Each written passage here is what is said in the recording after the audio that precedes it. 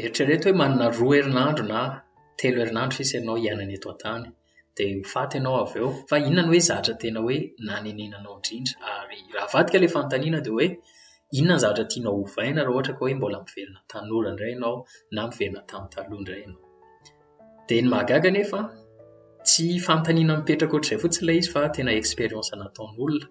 Nisy an'izay mpitsabo Australiana izay Bronnie Ware izy, ary matetika izy mi-accompagner olona hoe efa akaiky ho faty, izany hoe manana 2 na 3 herinandro eo sisa iainana eto an-tany.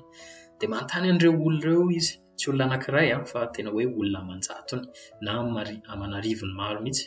Dia manontany izy hoe inona ny zavatra tena hoe nanenenanao indrindra?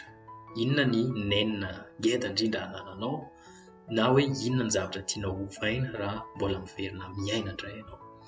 Dia fantatrao hoe inona ireo nenina anankidimy ngeza indrindra ananan'ireo olona ireo, izay tena mitovitovy ilay izy, ary izay no nahagaga ilay Bronnie Ware indrindra hoe ary tena mitovitovy tokoa ilay nenina ananan'ireto olona reto.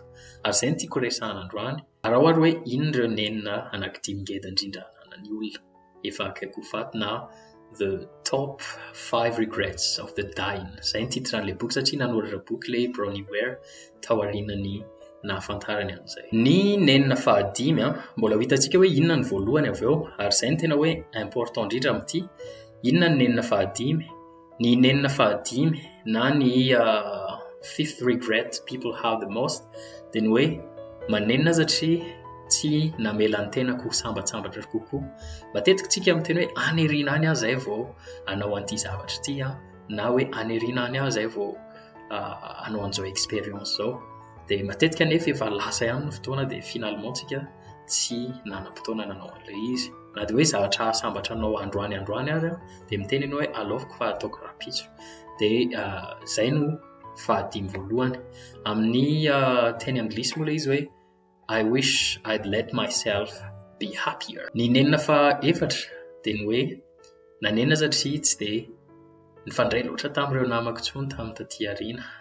Tsika rehefa tanora na mbola tany amin'ny lycée manana an'ilay hoe best friend, BFF, ohatrohatran'izay, fa taty aoriana izany ilay olona sasan'ireo manenina izy hoe tsy nanana an'izay intsony na tsy dia nifandray loatra be tamin'ireo namany intsony. Ny nenina fahatelo ngeda indrindra dia ny hoe nanenina satria tsy ni-exprimer ny émotion-ko amin'ny tokony ho izy, fa nitazomiko anahy ilay izy. Nisy namako izay moa tao amin'ny Facebook tao aorianan'ny Kobe Bryant maty, dia nisoratany mihitsy hoe matetika tsika rehefa mbola hoe fony mbola velona ilay olona dia tsy ampahafantarantsika anazy hoe tiako ianao, ohatr'izao ny sentimentko aminao, fa rehefa maty ihany ilay olona izay vao mi-exprimer an'izay. Dia izay matetika no anenenan'olona, ary izay no anisan'ny zavatra anenenan'olona indrindra tamin'ny zareo hoe efa akaiky ho faty. Ny regret an'olona hoe faharoa ngeda indrindra dia ny hoe nanenina satria diso niasa loatra na diso tany ampiasany loatra fa tsy nanam-potoana nijerena an'ireo zanako nitombo ohatra, na hoe niara-lalao taminazy, na nicréer lien niaraka tamin'ireo zanako. Dia ny lehilahy moa matetika ny tena hoe nanana an'izay hozy izy ilay Bronnie Ware, fa na ny vehivavy koa ary matetika dia manana an'izay nenina na regret izay.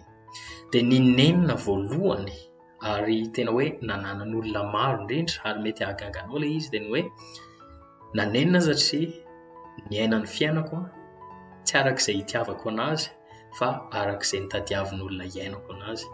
Hoe tsy raha ohatra izany ianao hoe ary be da be ny olona miteny an'izany.